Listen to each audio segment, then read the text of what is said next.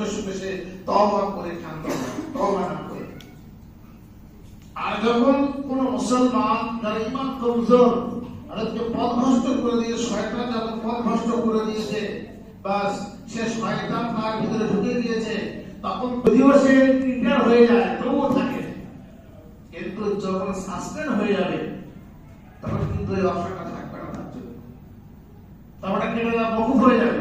ততক্ষণ পর্যন্ত মানে যে সাসপেন্ড কেন তোলা না হবে ততক্ষণ পর্যন্ত কিন্তু তার ওই যে সাবসিডি গুলো দেওয়া হয়েছিল ওগুলো ক্যান্সেল হয়ে যাবে। তো যখন ঈমানওয়ালা, যখন কোন মুসলমান যখন কিন্তু চিন্তা করবে যে আমি যখন আল্লাহর পথে চললাম এবং থাকবে, তার সাবসিডি থাকবে, তাকে সাবসিডি দেওয়া হবে। যে যতক্ষণ পর্যন্ত সে ঈমানের উপরে চলে থাকবে তখন সে কি করবে, তখন সামান্য যদি ভুল হয়ে যায় ও তওবা করবে।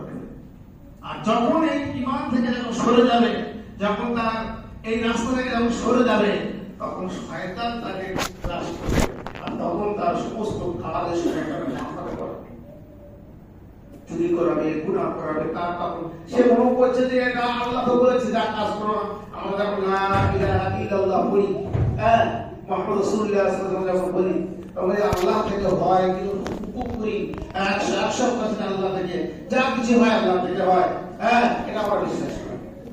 একটু এটা পথ ভাগ করে দেওয়া হয়েছে, তোমার উপরে যখন তুমি আমার উপরে যখন তুমি আমার উপরে যখন ভরসা হজিয়ে দিয়েছো, তখন তোমাকে আমি আরেকটা মানুষকে নিযুক্ত করে দিলাম, আরেকটা মখলুককে, সেটা হলো শয়তানকে তোমাকে আমি নিযুক্ত করে দিলাম। সে তোমার রাহবার হবে, সে তোমার সব কিছু হবে, তার অনুসরণ করতে হবে। আজকের মানুষ তাই হচ্ছে, ইনসান তাই হচ্ছে।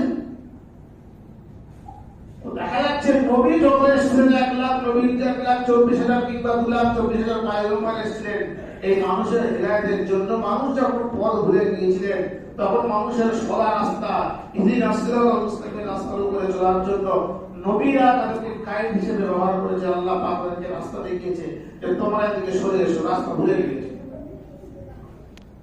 যে রাস্তা গেলে তোমরা পথ ভ্রষ্ট হয়ে যাবে, খারাপ হয়ে যাবে, সেই রাস্তা থেকে সরিয়ে আনার জন্য নবীকে পাঠিয়েছে। নবীদের কথা যারা মেনেছেন কামিয়াবি হয়ে গেছে। আমরা প্রত্যেকে জানি মাল আমাকে কামিয়াবি করতে পারবে না। যদি কামিয়াবি করতে হতো, কারুনের যা মাল ছিল, কারুনের যা সম্পত্তি ছিল, তার 70টা উট লাগতো তার ক্যাশে চাবি হওয়ার জন্য। ওই আমাদের একটা চাবি আর অনেক টাকা থাকবে, এখন তার চাবি লাগবে না। ইন্টারনেটে অনেক যদি ফোন পে থাকে, ব্যাংকে থাকবে, কত কোটি কোটি টাকা থাকবে না হিসাবে। তাদের সোনা ছিল, সোনা বেশিরভাগটা সোনা, কারণের সোনা এত মানে করেছিল, সঞ্চয় করেছিল। আল্লাহ পাক হযরত ঈসা আলাইহিস সালামের মারফতে যে তাওরাত তাকে তোমার উপর অবতীর্ণ করা হয়েছিল, সেই তাওরাতের সোনার খালি দেখার জন্য আল্লাহ পাক হযরত মুসার মারফতে কারণকে ওই সোনা আবিষ্কার, সোনা তৈরি করা, খনিগুলো তাকে দেখিয়ে দেওয়া হয়েছিল। তো সেখান থেকে সে ডুপ্লিকেট করেছে, সোনাগুলো সঞ্চয় করেছে, সোনাগুলো সঞ্চয় করে নিয়েছে। কি হলো, মুসা আলাইহিস সালাম থেকে বিতাড়িত হয়ে গেল, আলাদা হয়ে গেল, এত টাকা হয়ে গেল, মুসাকে বদনাম করে অনেক কিছু দিয়েছে। কিন্তু সম্পত্তি থাকার কারণে, এত সম্পত্তি থাকার সত্ত্বেও কিন্তু সে কি করতে পারেনি, আমার নাজাত পায়। মৃত্যুর সঙ্গে সঙ্গে তার আজ পর্যন্ত কোরআনের ভাষা বলা হয়েছে সে মাটির ভিতরে তার আযাব দেওয়া হয়েছে, জ্যান্ত তাকে সশরীরে মাটির মধ্যে পুঁতে দেওয়া হয়েছে। মানে আল্লাহর গজব তাকে গ্রাস করেছে, কাটতে কাটতে কাটতে কাটতে কাটতে কাটতে সব চলে যায়। মুসা আলাইহিস সালাম বলছেন, আল্লাহ ওই যে সম্পত্তিগুলো আছে, লোক মনে করবে যে আমি ওই সম্পত্তির কারণের জন্য বদদোয়া করেছি, আল্লাহ সম্পত্তিগুলো মাটির ভিতরে চলে যায়, তাইও চলে যাচ্ছে। তো দেখা যাচ্ছে সম্পত্তি মানুষকে বাড়াবে না, ইজ্জত বাড়াবে না, যদি আমি ন্যায়ের পথে না থাকি, যদি আমি আল্লাহর হুকুমে না থাকি। ওই সম্পত্তি আমাকে বেইজ্জতি করবে, ওই সম্পত্তি আমার গুনার কারণ হবে, ওই সম্পত্তি আমার কজদার সাপ হবে, ওই সম্পত্তি আমার বিভিন্ন ধরনের আযাবের কারণ হবে। আমাকে আমি একটা পাক্কা ঈমানওয়ালা মুসলমান আমাকে চিন্তা করতে হবে। বাদশাহ দেওয়া হয়েছিল, ফেরাউনকে বাদশাহ দেওয়া হয়েছিল, বাদশাহী দেওয়া হয়েছিল, ফেরাউন থেকে নাজাত পায়নি। বাদশাহ মানে রাজা, প্রধানমন্ত্রী তাকে দেওয়া হয়েছিল, কিন্তু সে কি করলো?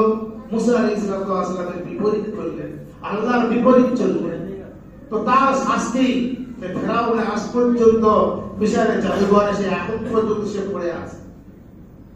কেমন পর্যন্ত তার লাশ থাকবে, তার অক্ষয় থাকবে, কোনো ক্ষতি হবে না। দেখবে ফেরাউন এত নগণ্য কাজ করেছে, এত নগণ্য কাজ করেছে, হ্যাঁ, আল্লাহ দরবারে তার এত ঘৃণিত কাজ করেছে। আল্লাহ পাক তার লাশ পর্যন্ত যে নদী থেকে ডুবে গিয়েছিল, মাছ তার লাশ খায়। একটাই কারণ হলো কি, যে আমরা মনে করবো যে বাদশাহী হয়েছে, বাদশাহী আমাকে নাজাত দেবে না। গরিব মানুষ কাল কিয়ামতের দিনে 500 বছর আগে জান্নাতে যাবে, 500 বছর আগে। আমার একটা ওস্তাদ বললেন যে আমাদের ওস্তাদ গল্প করেছেন, আমার ওস্তাদ বলছে, দেখো গরিব মানুষ হিসেব দেবে কেমন, আর অট্টালিকা মানুষ হিসেব দেবে কেমন। সবার সব বাচ্চাকে ডাকলে, কারো 10 টাকা, কারো 100 টাকা, কারো 1 টাকা, একটা ছেলে 1 টাকা দিয়েছে, কারো 100 টাকা করে দিয়েছে, কারো 50 টাকা করে দিয়ে খরচা করে এসে, বাস সবাই খরচা করে এসছে। আসার পরে দুদিন পরে জিজ্ঞাসা করছে, বলো তুমি কি খরচা করেছো, তুমি 100 টাকা কোন কোন জায়গায় ব্যয় করেছো? বলছি তো আমি সাবান কিনেছি, শ্যাম্পু কিনেছি, খাবার কিনেছি, অনেক স্লিপ বড় হয়ে গেল। আর একজন এই ওই করতে করতে বড় হয়ে যাচ্ছে। তো যাকে 1 টাকা দিয়েছিল, তুমি কি করেছো? তো বলছে, হুজুর আমি 1 টাকা লজেন কিনে খেয়েছি। কতক্ষণ সময় লাগলো? যে ব্যক্তিটা 100 টাকা খরচা করেছে, সে 18টা জিনিস কিনুক কিংবা 10টা জিনিস কিনুক, তার একটা সময় লেগেছে, তার বলতে একটা সময় লেগেছে, হিসাব করতে একটা সময় লেগেছে। আর যে 1 টাকা আয় করেছে, সে তার বলতে কতক্ষণ লাগলো? তো বলছে, যাদেরকে আল্লাহ সম্পত্তি দিয়েছে তার হিসেব একটু জেড হিসাব দিতে হবে, একটু জেড। তুমি কোন জায়গাতে আয় করেছো, কোন জায়গাতে আয় করেছো। আমরা বলে থাকি, আমি টাকা ইনকাম করেছি, আমি হিসাব তোমার কেন তোর কাছে, দিদির কাছে বলি তো নাই, তুই হিসাব নেবার কে? কিন্তু আমার থেকে হিসাব নেওয়ার আল্লাহ আছে। এই টাকাটা আমি আয় করলাম কোন দিক থেকে এলো আর কোথায় ব্যয় করলাম। তো সেই জন্য করে মাল আমাকে হেফাজত করতে পারবে না, মাল আমাকে বাঁচাতে পারবে না, যদি আমি মাল সঠিক রাস্তায় না লাগাই। সেই জন্য করে ভাই, ইমানের উপরে আমাদের যদি চললে, ইমান যদি মজবুত আমার হয়ে যায়, সমস্ত আমল আমার সহি হয়ে যাবে। সমস্ত মেহনত চলছে, দুনিয়ার মেহনত একটাই চলছে, যে মানুষের ইমান কি করে মেহনত শক্ত হয়ে যায়। আর ইমান যখন শক্ত হয়ে যাবে, তখন তোমার যে অবস্থা তুমি থাকো না কেন, নামাজ তোমার কাছ থেকে যাবে না। আল্লাহ পাক আমাদেরকে সকলকে 5 ওয়াক্ত নামাজ আমাদের সঙ্গে পড়ার তৌফিক দিক, এবং 5 কামের সঙ্গে জমে কাজ করার প্রত্যেককে।